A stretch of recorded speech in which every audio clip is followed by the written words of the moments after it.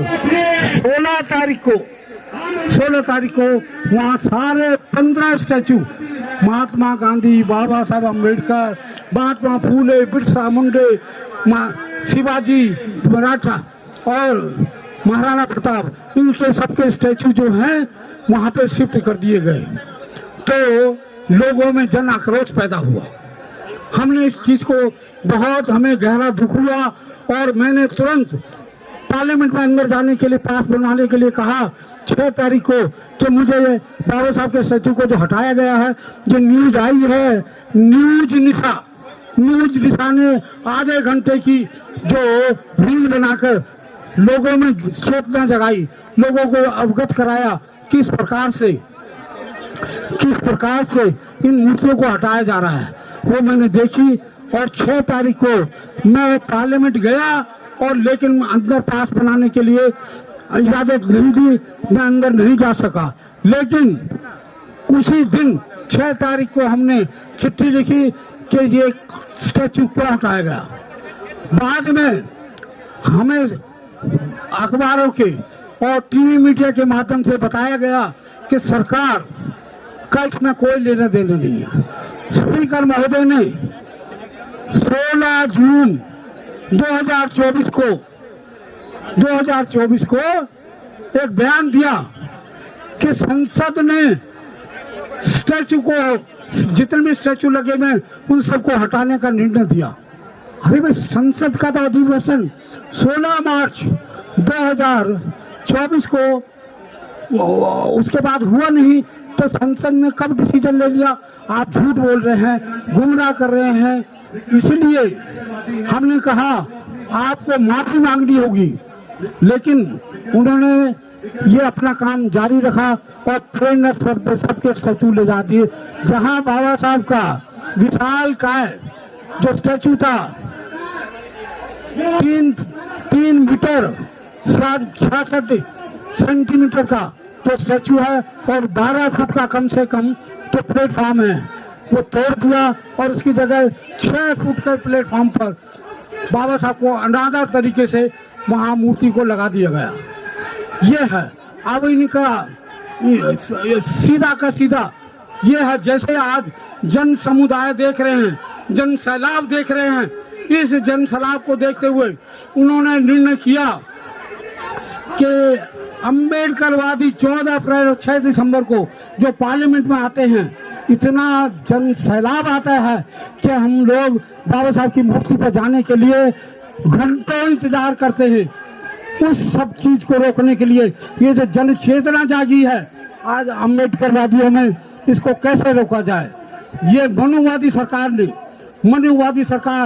जो है मोदी जी की, उन्होंने कहा ये स्टैचू ही हटा दो, ना स्टैचू रहेगा।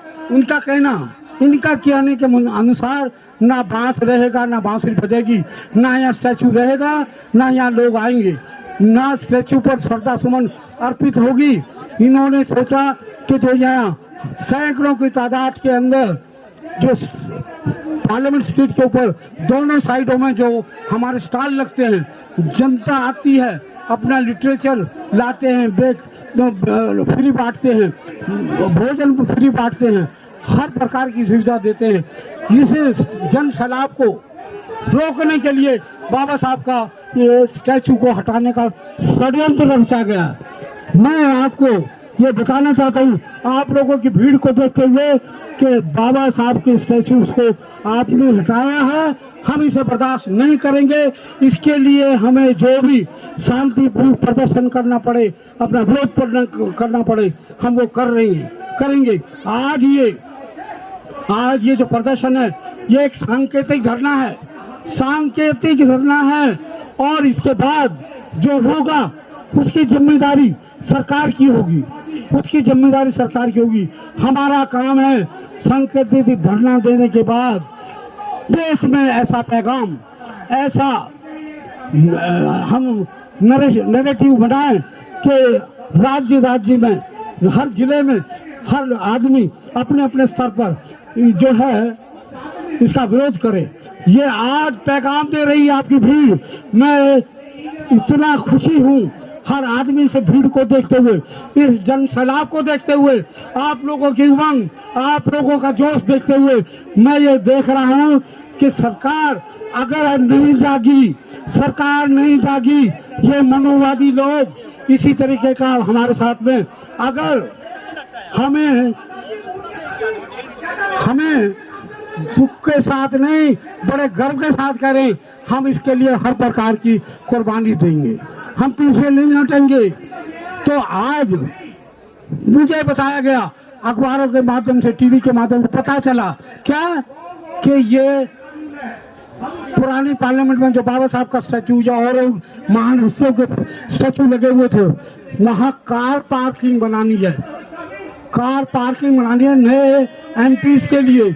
हम इसकी भर्त्सना करते हैं, निंदा करते हैं। अब मैं आपको बताऊं, अगर कार पार्किंग का आपने प्रावधान करना था तो स्टैचू उठा के करोगे, अपमानित करके करोगे, किसी को दंडित करोगे। ये सारे समाज की भावना बोल रही है कि आपने बाबा साहब को अपमानित किया। संविधान निर्माता के अपमान को हम बिल्कुल नहीं सहेंगे, नहीं सहेंगे, नहीं सहेंगे। चाहे हमें किसी भी प्रकार की कितनी भी कुर्बानी करनी पड़े, हम ये नहीं सहेंगे। अगर तुम्हें कार पार्किंग बनानी थी तो जब ये नई पार्लियामेंट बन रही थी उस वक्त आपने बिल्डिंग प्लान सैंक्शन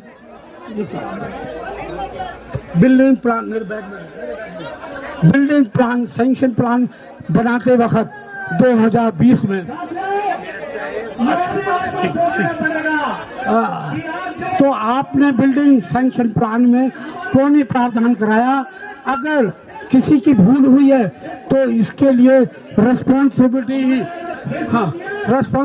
ही फिक्स ना की जाए, बल्कि उनके खिलाफ कंडक्ट रूल में कार्रवाई करके लीपापोती ना करें, उनके खिलाफ क्रिमिनल केस, नेग्लिजेंस का, डेरिलिक्शन ऑफ ड्यूटी का चार्ज लगा के उन्हें सर्विस से डिसमिस किया जाए। डिसमिसल से कम हमें कुछ नहीं चाहिए, क्योंकि सेक्रेटरी जनरल लोकसभा ने क्यों नहीं प्रावधान किया बिल्डिंग प्लान सैंक्शन कराते वक्त? क्यों नहीं मल्टी स्टोरी बिल्डिंग बनाई, 3 मंजिल नीचे 2 मंजिल ऊपर, तो वहाँ 1000 कारों को पार्किंग करने की व्यवस्था होती, ये स्टैचू नहीं हटाए जाते। तो इसका मतलब है ये सरकार दूरंदेशी नहीं है, ये सरकार इर्रेस्पॉन्सिबल है। इस सरकार में किसी प्रकार की सोच नहीं है, बस एक नौटंकी है, नारे दो, और ये नौटंकी करती है, नारे देती है और हिंदू मुसलमान के झगड़े पैदा करती है। तो आपको मैं ये बता दूं, ये बिल्डिंग प्लान, कोई भी बिल्डिंग प्लान बिना कार पार्किंग के अप्रूव नहीं हो सकता। तो ये किसकी जिम्मेदारी है? सीपीडब्ल्यूडी ने ही नक्शा बनाया, सीपीडब्ल्यूडी ने ही सैंक्शन दी, सीपीडब्ल्यूडी ने नई पार्लियामेंट बनाई, और सीपीडब्ल्यूडी का ही काम है कंप्लीशन देना। उसका नाम है ऑक्यूपेंसी कम कंप्लीशन सर्टिफिकेट, वो नहीं दिया है। और ना देने की वजह से देखिएगा, इससे अपडेट इंफॉर्मेशन आपके पास होनी चाहिए। आज के हिंदुस्तान टाइम्स में सूचना मिली है, जो नए अभी जिन्होंने आज चुनाव हो रहा है, 11 बजे हैं, संसद में चुनाव हो रहा है स्पीकर लोकसभा का, और हमें अर्थमेटिक के हिसाब से मालूम है जो निवर्तमान स्पीकर हैं लोकसभा ओम बिरला, वो ही दोबारा चुनकर आएंगे, जिनकी वजह से ये सारा कांड हुआ। ऐसे ही इर्रेस्पॉन्सिबल स्पीकर को दोबारा चुनने जा रहे हैं, देश का दुर्भाग्य होगा ये। लेकिन मैं ये कहता हूँ, अगर हमने इसका बदला नहीं लिया तो ये और भी आगे बहुत कुछ करेंगे, और भी आगे बहुत कुछ करेंगे। इसलिए ये जन सैलाब, आपकी हाजिरी, ये गवर्नमेंट को संदेश देती है, अभी भी वक्त है बाबा साहब के स्टैचू को जहाँ था वहीं लगाया जाए। मैं आपको नारा देता हूँ, बाबा साहब के स्टैचू को वहीं लगाओ, बाबा साहब के स्टैचू को वहीं लगाओ, बाबा साहब के स्टैचू को बाबा साहब के स्टैचू को बाबा साहब के स्टैचू को अगर आपने नहीं लगाया तो देश में ऐसे ही जन सैलाब आपका विरोध होगा।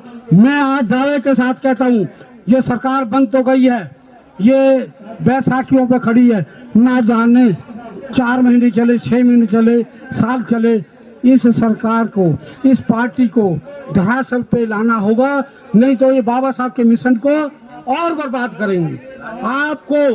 आपकी जो संख्या ये बता रही है, इनके कान खोल रही है। अभी तो हमने 240 पे आपका आंकड़ा रोका है, अगली बार आप 40 भी जीत के नहीं आएंगे, 40 भी संसद में जीत के नहीं आएंगे। बीजेपी के लोग कान खोल कर सुन ले, ये जन सैलाब आपका मैसेज दे रहा है। अगर बाबा साहब के साथ में आपने धोखा किया है, बाबा साहब को आपने जो है आपने अपमानित किया है, हम उसका बदला लेके रहेंगे। आपको सरकार से भी हटा के रहेंगे और आप जितनी चाल चल रहे हैं, हम हर चाल का जवाब देंगे। आपकी चाल अब कामयाब आने वाली नहीं है। ये स्लोगनबाजी बंद करो और इस तरीके का। अब मुझे एक बात बताते हुए खुशी हो रही है, देखिएगा हम लोगों की स्टडी इतनी डीप है, मेरी स्टडी इतनी डीप है कि जब 16 तारीख की रात को 8:45 पर स्पीकर लोकसभा, निवर्तमान स्पीकर श्री 108 कहूँगा मैं, उसने एक स्टेटमेंट दी कि ये संसद ने हटाई है। मुझे अधिकार है कि मैं स्टैचू को हटा सकता हूँ। ये स्टैचू 1964-65 में आदरणीय बीपी मौर्य के नेतृत्व में 3,65,000 लोगों ने जेल भरी थी और जब तक ये मांग हमारी पूरी नहीं हुई स्टैचू लगाने की, तब तक हमारा आंदोलन जारी रहा। जैसे आज आप तादाद दिखा रहे हैं, हम ये फिर अपेक्षा करते हैं, हमें अनुमान लग जाए अगर सरकार अभी भी नहीं जागी तो कब जागेगी, इस जन सैलाब को देखते हुए कि बाबा साहब के स्टैचू को वहीं लगाओ। 2 अप्रैल 1967 को इस बाबा साहब के स्टैचू को सर्वपल्ली राधाकृष्ण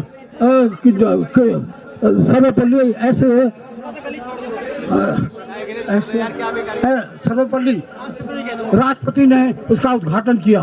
उस वक्त जैसे आज आप बाबा साहब के दीवाने हैं, बाबा साहब के अनुयायी हैं, आप आए हैं, उसी प्रकार से 2 अप्रैल 1967 को भी आए। आपके पूर्वज जेल गए, हम उन पूर्वजों की, अपने जो बुजुर्ग हैं जिन्होंने जेल पर आंदोलन किया था, उनकी कुर्बानी को जायज नहीं जाने देंगे। नंबर 1, जिन लोगों ने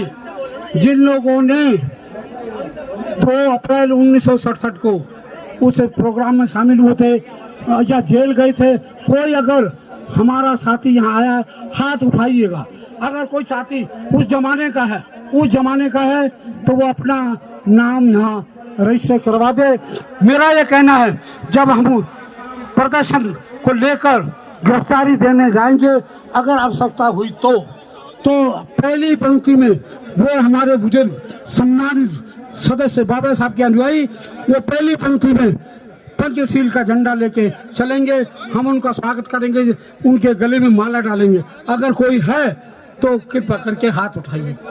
देखिएगा, एक शख्स का नाम मुझे अच्छा लग रहा है, मुझे इनके नाम है, कृपया करके अपना नाम अता पता दे दीजिएगा, ताकि हम पहली पंक्ति में अपने उन बुजुर्गों का, जिन्होंने कुर्बानी दी, मेहनत करी और उस प्रोग्राम में शामिल हुए। मैं भी जेल जाने वालों में था, लेकिन पुलिस ने मेरे को अंडर एज होने की वजह से हटा दिया गया। तो फिर बाबा साहब का जब स्टैचू लगा 2 अप्रैल 1967 को, डॉक्टर एस राधाकृष्णन को मैंने सलामी दी। मैं भी उनमें से एक हूँ। इसमें कई लोगों, और भी कोई है तो उंगली उठाओ और अपने नाम पते दे दो, ताकि अगले पंक्ति में हार फूल माला ताकि हम उनका स्वागत करें, इस मंच पर उनका स्वागत करेंगे।